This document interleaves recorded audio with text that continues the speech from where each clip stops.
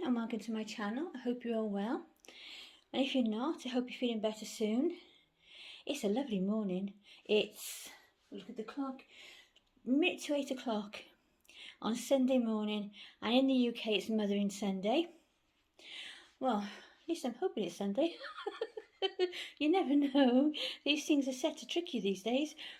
But I'm here with Lydia, who is looking adorable in the little matney set I knitted for her, and little knitted leggings and socks, scratch mittens, dummy, blanket. It's so quiet. There's an odd car going past every now and again. I know it's Sunday morning, but when it's nice, because we're near the sea, you still can get a lot of dog walkers going out early, you know, this sort of thing, so it can get quite busy. But it's not too bad so far. It's nice.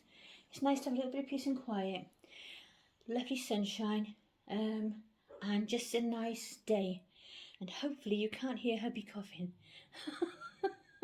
As soon as I start filming, it's always the same, isn't it?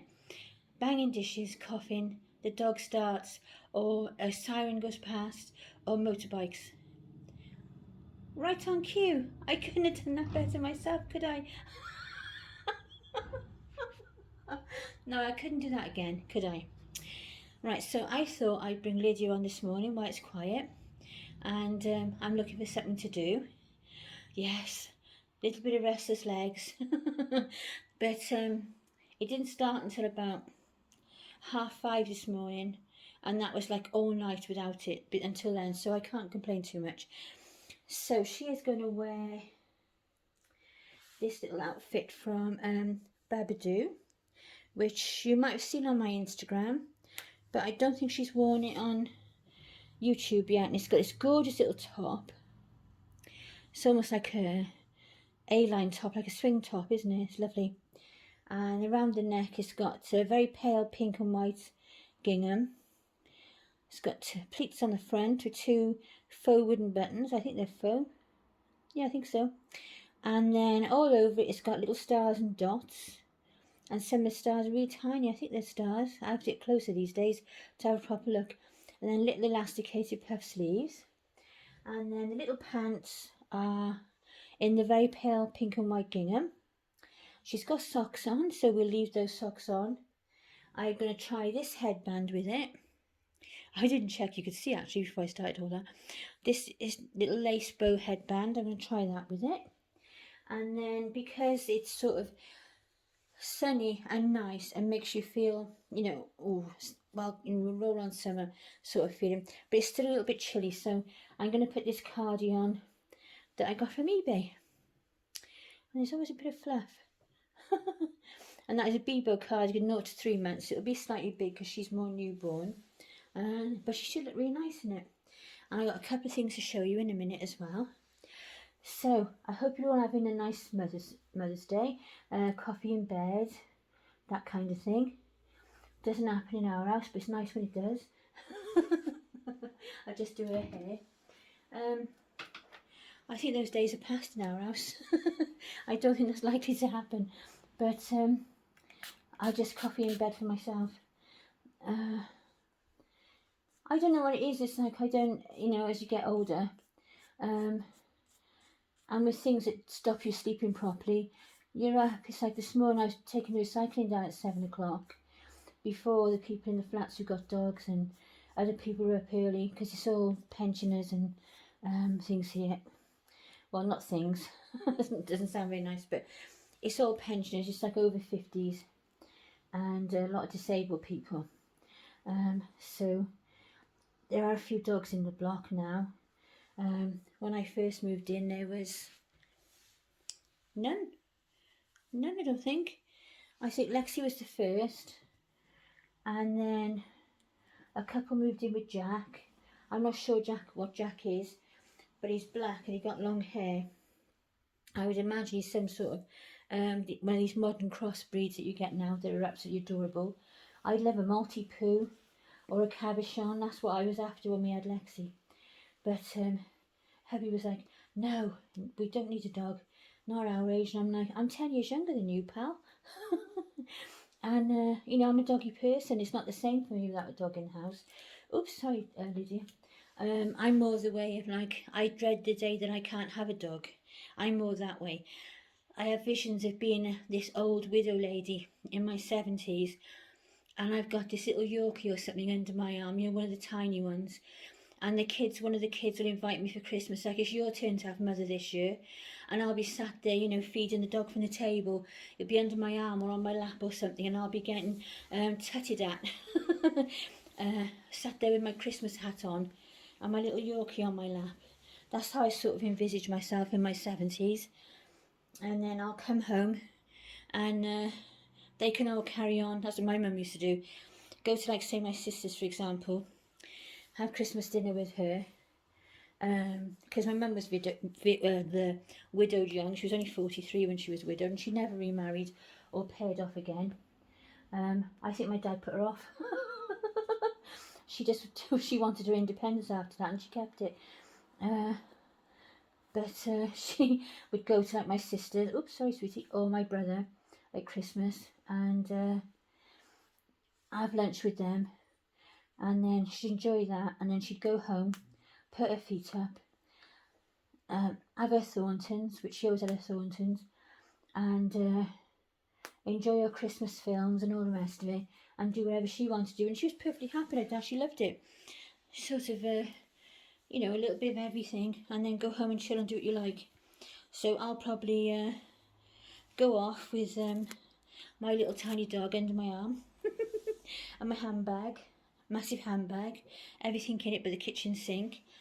My nan, another tangent to go off on, but my nan was wonderful. I have so many memories of my mum's mum. My dad's mum we hardly ever saw, we weren't close.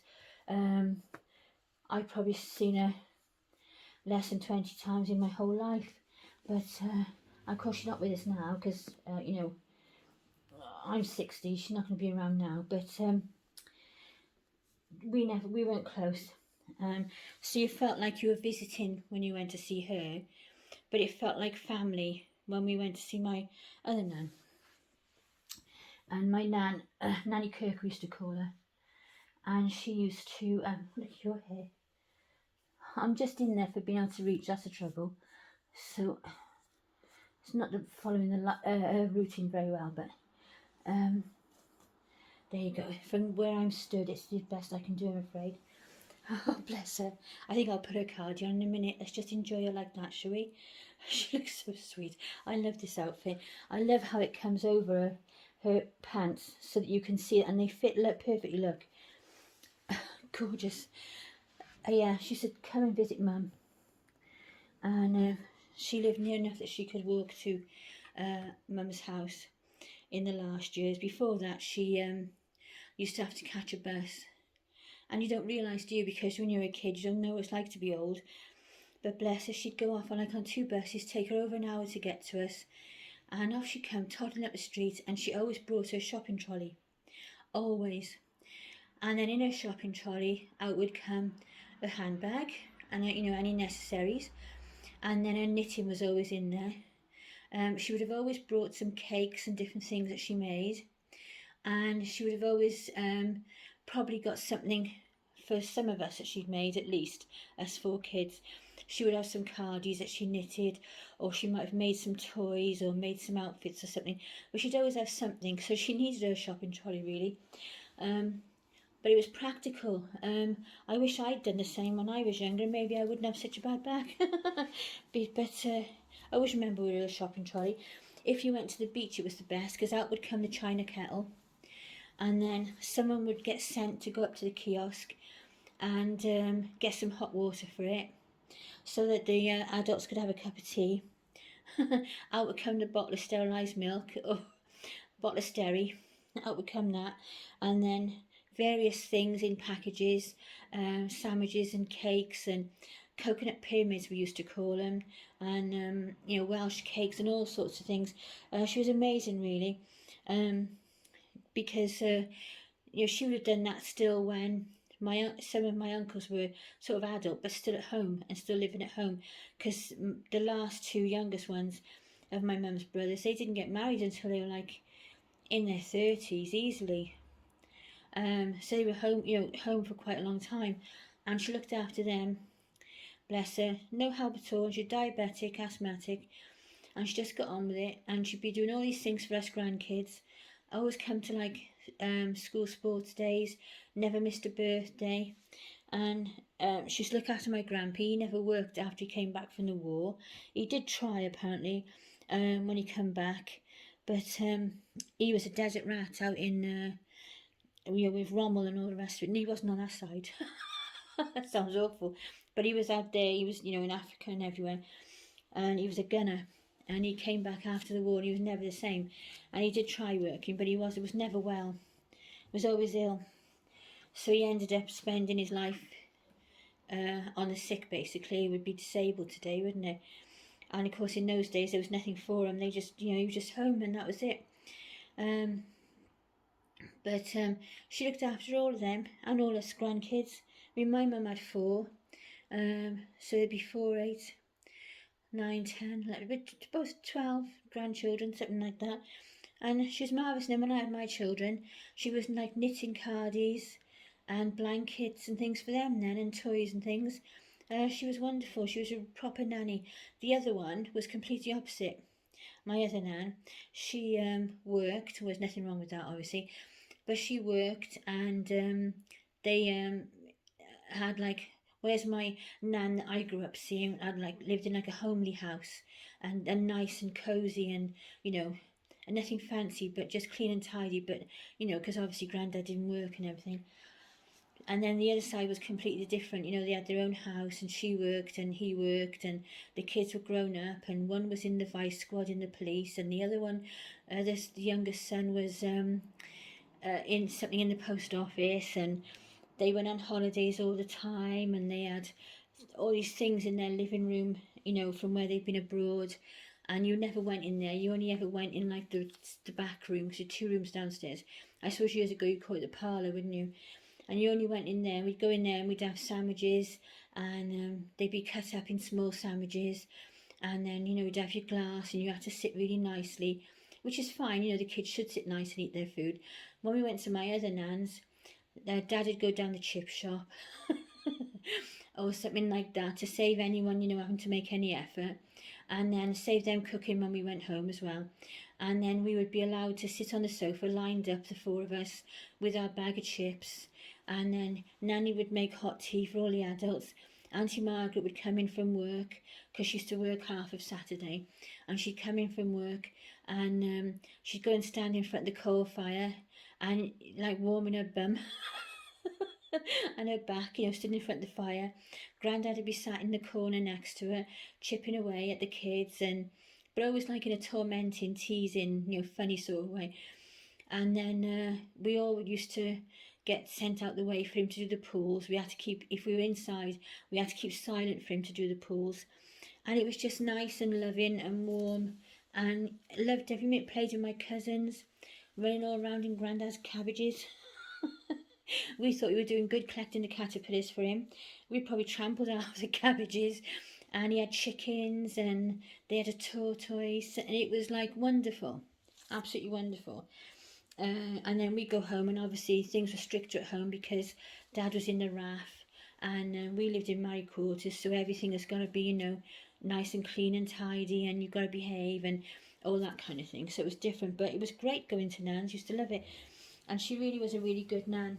So days like today, especially with Teagan's birthday coming up, because it's Teagan's birthday on Tuesday. If you don't know, if you're a new subscriber, Teagan is my granddaughter, and normally when there hasn't been COVID, she co-pilots with me quite often on my videos, because she stays with me a lot. She's like my little apprentice, and we just get on really well. We're just very alike, and we just like the same things, and we just get on very well. And of course this year she's, for months now she's hardly been on. I really miss her, but I'm hoping that soon things will clear up a bit, and maybe in the summer she'll be able to come back. So I'm making a noise outside. I don't know if the microphone picking up. If it does, it's not anything to do with us. Just ignore it. But it's her birthday Tuesday, and it's also my nan's birthday Tuesday, the one I was just telling you about. And it's also actually the anniversary Today I took my driving test and finally passed on the 3rd go, and it's also the anniversary of the day my dad died. So it's a really funny day on a 16th of March every year, because you've got all sorts of memories, emotions and happiness and all sorts of, it's really strange. But she was great, Nan, she was. And funny enough, it suddenly dawned on me one day that I'm a bit like her without even realising it, because I've got a bag that I made, and every time I go anywhere, like if I go over to Teagans' house, see my daughter Natalie, off I'll go. I've got sweets for each child. There's always something in the bag. There's always something I'm taking over, even if it's just to show Natalie or it's to, for the kids or whatever. There's always something, and then also the things I want to carry, like I don't know, whatever it is, it's appropriate at the time. But yeah, it's really weird how it comes through. And if I could, if that's come out in me, whether it's inherited or whether it's because she was like it and subliminally I'm doing a similar thing, then I'm happy with that. That makes my day. So let's get back to Lydia before I go off another tangent. So Lydia looks absolutely adorable in this outfit, really sweet as anything, bless her. It just fits her perfectly, doesn't it? I'm looking at it and I'm thinking, it's not very often you get the legs on pants or anything to fit so perfectly. I won't put a cardi on for a second, I'll put it on a little while. I'll just get rid of this junk from here because I want to show you something in a minute. I'll just move these things. Where should I put them? Oh, I'll put them on my doll's pram for a minute, right. My daughter Emma came over yesterday. Emma's my oldest daughter. I've got another one again older than her, David. And she's the oldest of my 3 girls. And she came over to bring over stuff for Mothering Sunday today. And it was so lovely to see her. It's the first time we'd actually had anyone in the house for months. My youngest son did come over and paint the hallway for me a few months back now, and both of us were like wearing masks and sort of separated all day. That was in the first lockdown, I think, if I remember rightly. And then yesterday Emma came over and she came in, and it was so nice just to have somebody in the house and have a conversation with somebody other than me or hubby. Like me talking to myself, talking to my dolls, talking to the dog, or, what you talk about when you're together 24/7, literally, But she came over and obviously had a lovely card and that kind of thing. But she brought me some little bits she'd made for me. And I love them, I do. I think they're really cool. So I just moved Lydia's cardigan. The first thing that I've got is just a lovely little pillow. I needed a pillow for... Isn't that gorgeous? In the fabric, really lovely. And this is for Lydia. It's for her crib. I needed a pillow and a smaller baby you could just lay on there, which I'll show you in a moment. So I've got that lovely, so I'm wondering where to put it. Lovely pillow for Lydia. And I was saying to her, like, how do you get your stuff in so smooth? And she's like, she looked at me blank, like, she went, I don't know, Mum, I just put it in there. I said, I must be using the wrong stuffing or something, because recently I made, oh, that's my knee cracking, those 2 rabbit comforters that I made for Jameson and Abby. And I had a lot of trouble with the face. I don't know whether it's because minky fabric, but I had a lot of trouble with the faces trying to get them to any kind of shape. So there's that. And then also, I don't know if it's going to be enough room. I might move Lydia over a little bit. There you go, sweets. So there's the pillow. And there's also this. I'm going to try and get that a bit better, isn't it? So you can see a bit better. This gorgeous little bag that she's made for me. And it's got the straps on it and everything. Look at that, little pockets. And these little pockets have got magnetic clasps on them. There's another one that side. And then what you can do is you can tuck the straps inside. I'll just do it quickly now.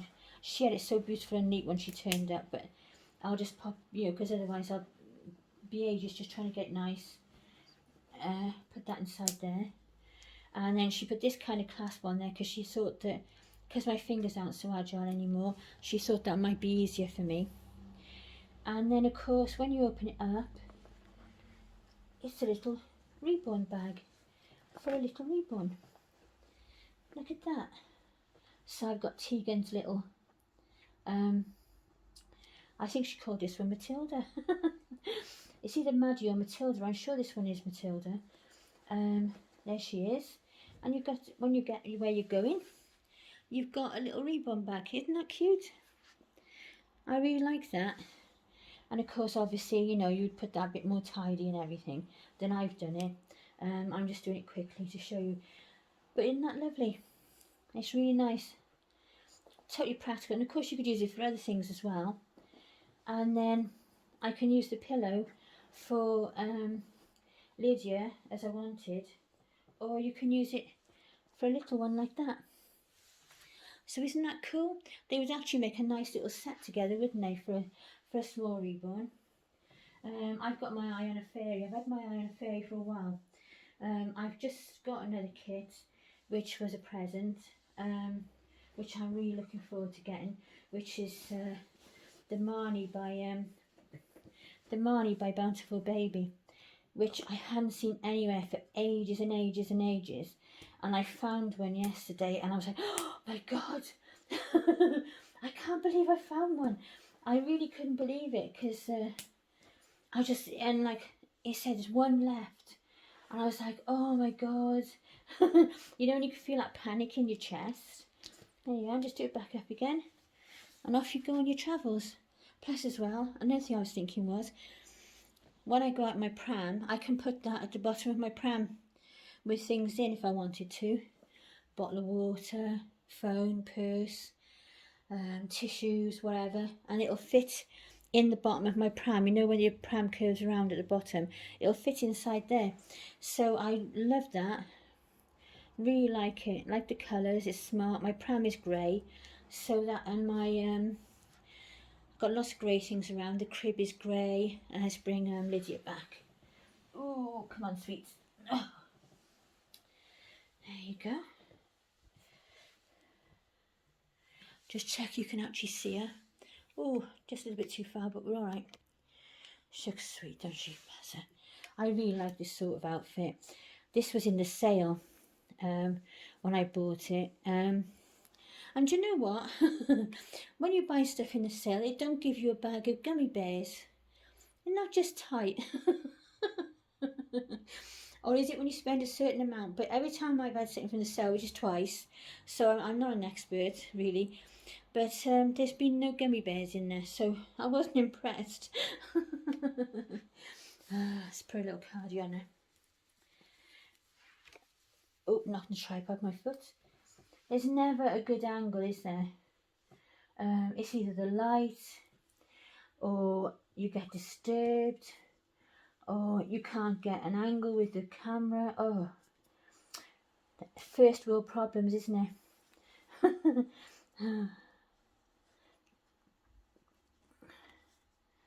There you are. I should probably put my fingers inside, but I thought it was going to be a pain. Oh, that's cute.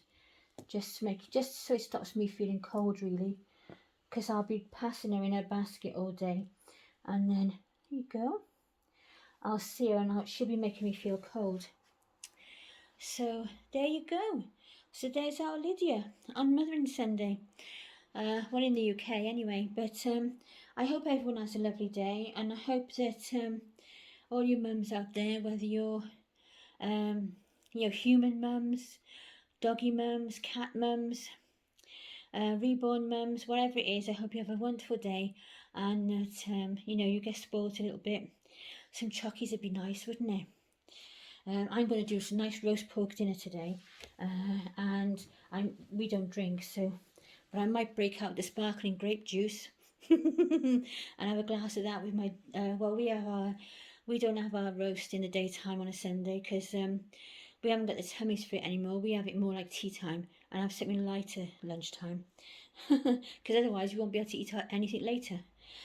Because it gets like that when you're older, doesn't it? So that's the end of me rambling. I am off now. I always get the feeling, well, quite often I get the feeling that I was going to say something and I've forgotten what it was. But it'll keep. So I shall be back soon. I hope you enjoy seeing Lydia today. And she does just look adorable, doesn't she? I really, really like that outfit and it's one of my favourites. So take care, everyone. Look after yourselves and each other and have a wonderful day. Bye for now. Bye. Lots of love. Bye.